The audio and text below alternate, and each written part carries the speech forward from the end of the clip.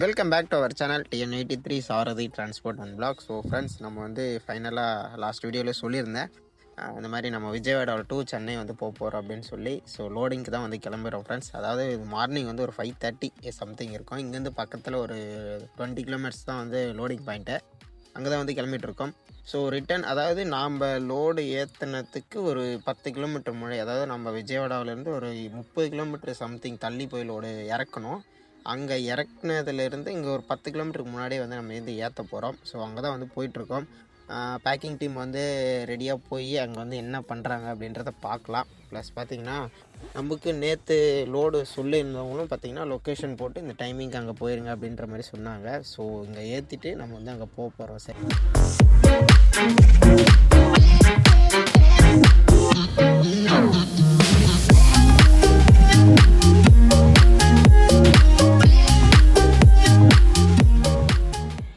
Team வந்தாச்சு. அவங்க போய் பேக் பண்ண ஸ்டார்ட் பண்ணுவாங்க இன்னும் கொஞ்ச நேரத்தில்.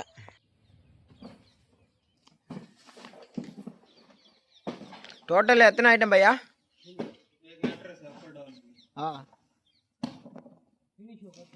ஃபினிஷ்டா?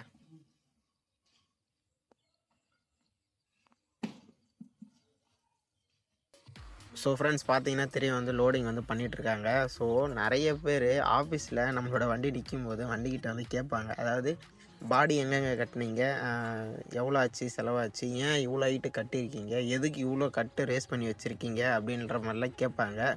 ஸோ நான் வந்து ஒரே ஒரு பதில் தான் ஃப்ரெண்ட்ஸ், அதாவது நம்ம வண்டி ஒரு லோடிங்க்கு போய் ரிஜெக்ட் ஆகவே கூடாது. அது டன்னேஜாக இருக்கட்டும், அது ஹைட் லோடாக இருக்கட்டும், இல்லை வந்து லோடெக்கு, அதாவது லோவாக இருக்கிற லோடு இருக்கட்டும், மிஷினரி ஐட்டம், எந்த ஒரு லோடுக்குமே நம்ம வண்டி போய் ரிஜெக்ட் ஆகக்கூடாது அப்படின்றதுக்காக தான் இந்த மாதிரியான ஒரு பாடி வந்து நம்ம வந்து கட்டி வச்சுருக்கோம்.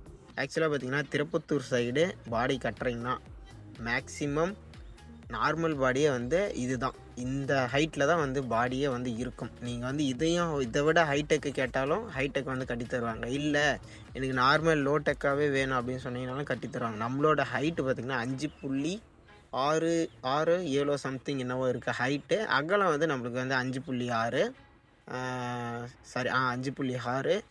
லென்த்து வந்து பார்த்திங்கன்னா 9 அடி நம்மளுக்கு வந்து லென்த்து. இதுலேயும் தொட்டி வளர்த்து ஓட்டுறவங்களாம் கூட இருக்காங்க. ஸோ பார்த்திங்கன்னா தெரியும், ஃபைனலாக தார்பாயெல்லாம் போட்டு எவ்வளோ பர்ஃபெக்டாக வந்து கயிறு போட்டு கட்டியிருக்கேன் அப்படின்னு சொல்லி. ஏன்னா ஹைட் வந்துச்சு, டோர் ஓப்பன் பண்ணக்கூடாதுன்னு சொல்லிட்டேன், ஹைட் மட்டும்தான் வந்தது. நாமளும் லோடு ஏற்றிட்டு ரிட்டன் அதே சேம் ரிவர் வழியாக போயிட்டு ஆஃபீஸ் பக்கம் பார்த்திங்கன்னா ஒரு ஹோட்டல், நல்லா பெரிய ஹோட்டல் இருந்தது. அந்த ஹோட்டலில் நிறுத்திட்டு வந்து சாப்பிட ஆரம்பிச்சிட்டேன். ஏன்னா மார்னிங்கே சரியாக வந்து சாப்பிடல, லோடு ஏற்றிட்டு வந்துட்டேன். நான் வந்து ஒரு 9 மணிக்கெலாம் லோடு ஏற்றிட்டு வந்துட்டு டீசல் எதுவும் போடல ஃப்ரெண்ட்ஸ். ஆக்சுவலாக நான் வந்து இங்கே ஜியோவில் வந்து ஃபுல் பண்ணேன். போகும்போது வந்து ஒரு 700 கிலோ தான் வெயிட்டு. இதுவும் பார்த்திங்கன்னா ஒரு 700 800 அந்த மாதிரி தான் வரும். ஒரு பைக் இருக்குது, மீதி எல்லாமே வந்து பாக்ஸ் ஐட்டம் தான், சின்ன சின்ன ஐட்டம் தான், அவ்வளோதான் வெயிட். அதனால் டீசல் எதுவும் போடல. இருக்கிற டீசல்லே நான் வந்து வந்துட்டேன். ஆக்சுவலாக வந்து எங்கே வந்து டீசல் போட்டேன்னா வந்து கும்மிடிப்பூண்டி தாண்டி பக்கத்தில் வந்து தான் ஒரு 1000 ரூபாய்க்கு நான் வந்து டீசல் போட்டேன். அந்த டீசல்லே வந்துட்டேன். இப்போ பரவாயில்ல, மைலேஜும் நல்லா வருது. இந்த மைலேஜ் டெஸ்டிங் வீடியோ நான் வந்து அப்டேட் பண்ணுறேன். ஏன்னா வந்து ஒவ்வொரு லோடிங்லேயும் நான் வந்து செக் பண்ணி எடுத்து கலெக்ட் பண்ணி வச்சிட்ருக்கேன். அதையும் நான் வந்து கண்டிப்பாக அப்டேட் பண்ணுறேன், சரிங்களா? ஸோ லோடிங்கில் பார்த்திங்கன்னா, நம்மளோட நண்பர் ஒருத்தர் நம்மளோட வண்டி அங்கே ஹோட்டலில் வந்து நிறுத்தியிருந்தேன் தண்ணி கேன் வாங்குறதுக்காக. அங்கே வந்து பார்த்துருந்தாரு. பார்த்து அப்படியே ஃபோன் பேசிகிட்டே வந்து நானும் ரொம்ப தூரமாக ட்ராவல் பண்ணி வந்துட்டேன். ஆல்மோஸ்ட் வந்து ஒரு 280 கிலோமீட்டர் பக்கம் நான் அப்படியே ஃபோன் பேசிகிட்டே வந்துட்டேன். ஆக்சுவலாக அந்த டைமிங் பார்த்திங்கன்னா கயிறு வந்து லூஸாக இருந்தது. கயிறு வந்து நிறுத்தி போட்டுட்டு இருந்தேன். ஆக்சுவலாக போட்ட கயிறு வரும் வழியில் பாக்ஸ் எல்லாம் வந்து அப்படி இப்படி கொஞ்சம் இடத்துல செட் ஆனோடனே கயிறு கொஞ்சம் லூஸ் ஆகிடுச்சு. அது எல்லாமே கரெக்ட் பண்ணிவிட்டு அதுக்கப்புறம் தான் நான் வந்து வண்டியை எடுத்தேன்.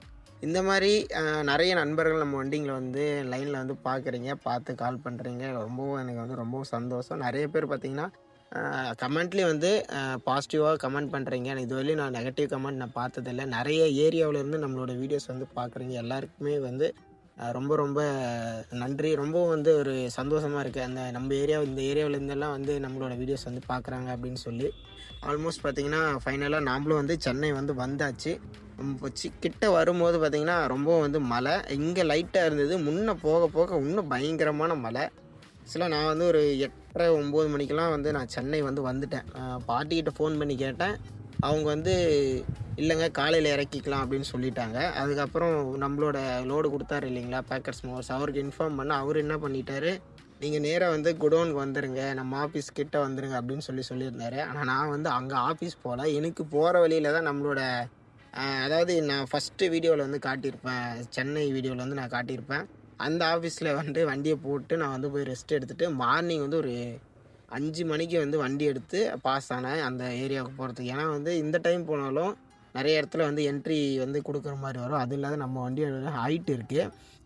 நம்ம வரும்போதே பார்த்திங்கன்னா ஆந்திராக்குள்ளே ஒரு செக் போஸ்ட்டு, அதாவது மெயின்லேயே வந்து நிறுத்தி ஒரு இடத்துல வாங்குவாங்க. அது சரியாக எனக்கு எந்த இடம்னு தெரியல. ஆனால் பட்டு மெயின்லேயே இருக்கும். கொஞ்சம் தூரத்தில், அதாவது தமிழ்நாட்டிலேருந்து ஒரு 50-60 கிலோமீட்டர்லேயே மெயின்லேயே பேரிகேட் வச்சு பிளாக் பண்ணி அந்த இடத்துல வந்து ஒரு என்ட்ரி வாங்குவாங்க. ஸோ இந்த ஏரியாவில் நம்ம வந்து வரும்போது, இது வந்து நம்ம அவுட்ரு கும்மிடிப்பூண்டி டச் பண்ணி போகிற இடம் இது. இந்த பைபாஸில் பார்த்திங்கன்னா இந்த இடத்துல முன்னாடி நமக்கு வந்து ஒரு என்ட்ரி வர மாதிரி இருக்கும். வேறு எதுனா லோடு இருந்தால் வரும், பார்க்கலாம் அப்படின்னு சொல்லி நானும் விட்டேன். என்ன மெட்டீரியல்னு சொல்லி கேட்டாங்க. அது வந்து ஹவுஸ் ஹோல்ட் ஐட்டம் அப்படின்னு சொன்னோடனே அதையும் வந்து பாஸ் பண்ணி வந்துட்டேன். அதாவது பார்த்திங்கன்னா ஒரே ஒரு ட்ராக்கில் மட்டும்தான் உங்களுக்கு வந்து வண்டி போகும். அந்த பக்கம் பார்த்திங்கன்னா காருங்க மட்டும் போகும். கமர்ஷியல் வெஹிக்கிளு, கூட்ஸ் வண்டி, இந்த லோடிங் வண்டி எல்லாமே பார்த்திங்கன்னா இந்த ஒரு ட்ராக்கில் மட்டும்தான் போகும், அந்த பக்கம் போகாது. ஸோ இது வந்து செக் போஸ்ட்டு, நம்ம வந்து ஆந்திராவுக்கும் தமிழ்நாட்டுக்கும் உள்ள செக் போஸ்ட்டு. இது ஏரியா கிராஸ் பண்ணி நான் வரும்போது அந்த பக்கம் இருக்கிற செக் போஸ்ட்டை காட்டியிருப்பேன். இந்த பக்கம் இருக்கிறது இதுதான் செக் போஸ்ட்டு. இதை கிராஸ் பண்ணி தான் போய் ஆகணும். ஸோ ஆந்திரா ஓடும்போது நல்லாயிருக்கும் ஃப்ரெண்ட்ஸ். உங்களுக்கு வந்து நல்ல மைலேஜ் கிடைக்கும். கொஞ்சம் டென்ஷன் ஃப்ரீயான ஒரு ஏரியா. ஆனால் நைட் டைமில் மட்டும் கொஞ்சம் கேர்ஃபுல்லாக இருக்கணும். ஆந்திராவை பொறுத்தவரையிலையும் ரொம்பவும் வந்து திருட்டு பயம் அதிகம். கொஞ்சம் கண் அசந்திங்க வண்டியில் இருக்கிற ஸ்டெப்னி, தார்பாய், டீசல் மொத்தமாக உருவிட்டு போயிடுவாங்க. மொபைல் எல்லாமே திருட்டிட்டு போயிடுவாங்க. அதனால் கொஞ்சம் கேர்ஃபுல்லாக இருக்கணும். நைட் டைம் வந்து ஸ்டே பண்ணும்போது ஒன்று நம்ம டிஎன் வண்டிங்கெல்லாம் இருக்கும்போது அதெல்லாமே கொஞ்சம் பார்த்து ஸ்டே பண்ணணும்.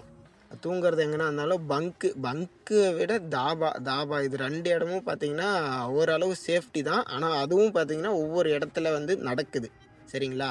அதையும் வந்து கேர்ஃபுல்லாக பார்த்துக்கணும். லாஸ்ட் டைம் வந்து ராஜமந்திரி ஒரு 5-6 மாதத்துக்கு மேலே இருக்கும் ராஜமந்திரி போய். அந்த டைமிங் போகும்போது கூட நான் ஃபஸ்ட் டைம் கேட்கும்போது இந்த மாதிரி வந்து பங்க்கில் போட்டு தூங்குங்க அப்படின்னு சொல்லி, பங்க்லேயே பார்த்திங்கன்னா நான் வந்து பார்க்கிங் கொடுத்து தான் தூங்கணும். ஆந்திராவில் நீங்கள் பங்க்கில் பார்க் பண்ணாலும் 50 ரூபா பார்க்கிங் கொடுத்து தான் தூங்கணும், சரிங்களா? இல்லைனா பங்க்லேயே வந்து ஆளை செட் பண்ணி டீசலெல்லாம் அடிக்கிற கேங்கெல்லாம் இருக்குது ஆந்திராவில். ரொம்பவும் கேர்ஃபுல்லாக இருக்கணும், சரிங்களா?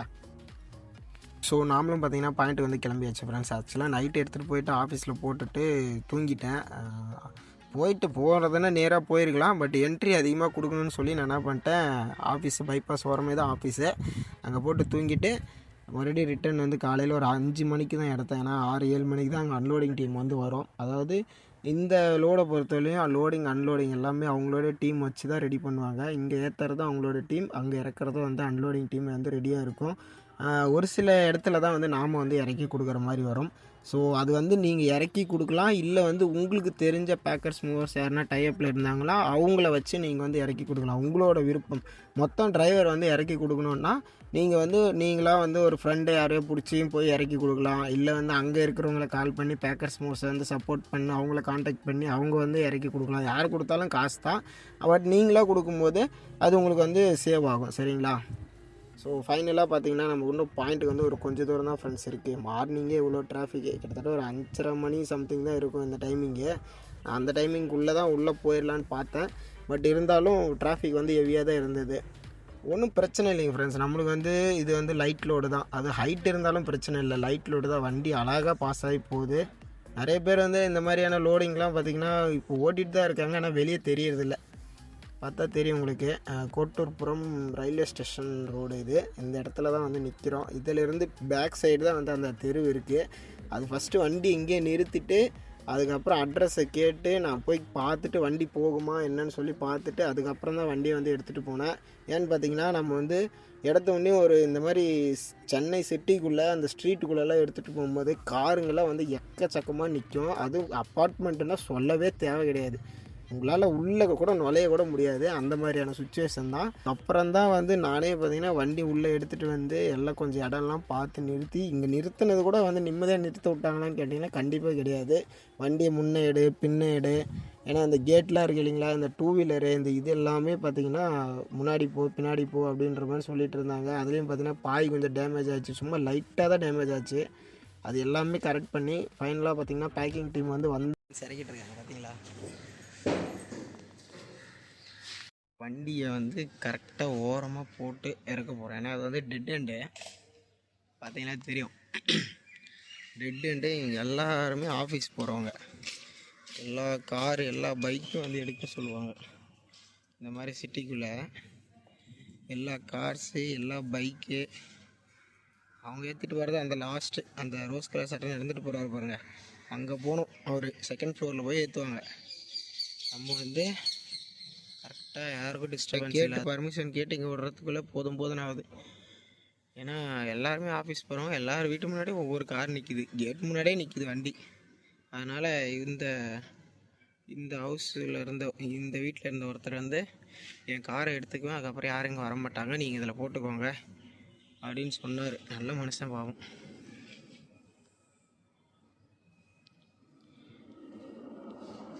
ஸோ ஃப்ரெண்ட்ஸ், நிறைய பேர் வண்டி என்னத்துக்கு இந்த ஹைட் இருக்குது, வண்டி ஏன் இவ்வளோ வெயிட்டில் கட்டடிச்சு வச்சுருக்கீங்க அப்படின்லாம் கேட்பீங்க. ஸோ இதெல்லாம் இருக்கிறதுனால தான் இதை வந்து நான் கரெக்டாக ஓட்டிகிட்ருக்கேன். பார்த்தா தெரியும் உங்களுக்கு. நம்ம மேலே பார்க்கலாம், அவ்வளோதான். இது பாருங்கள், தார்பை வந்து கழட்டி வச்சாச்சு. அவங்க வந்து அன்லோட் பண்ணுவாங்க. நாம் வந்து அடுத்த வேலை என்ன, இந்த தார்பை வந்து மடிக்க முடியாது. எதனாலன்னு பார்த்தீங்கன்னா எல்லாருமே ஆஃபீஸ் போகிற டைம் ஆகிடுச்சு. அதனால் வந்து தார்பை வந்து மடிக்க முடியாது. நம்ம கயிறு மட்டும் சுற்றிட்டு தார்பை எடுத்து தொட்டியில் போட்டு வேறு எங்கன்னா பங்கில் தான் போட்டு மடிக்கணும். அதனால் இப்போ வந்து கயிறு மட்டும் சுற்ற போகிறோம். சரி, இவங்க வந்து இப்போ ஏதோ பேமெண்ட்டு ரொம்ப லாங்காக இருக்குது, நான் போய் பேசிட்டு வரேன் அப்படின்னு சொல்லி போயிருக்காங்க.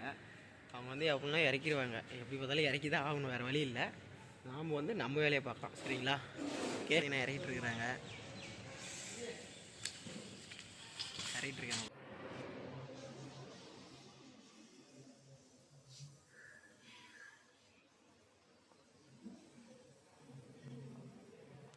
ஆஃபீஸ் பார்த்தேன், அது இன்னும் சரியாக அந்த லோடிங் ஆகிற மாதிரி ஒன்றும் தெரியல.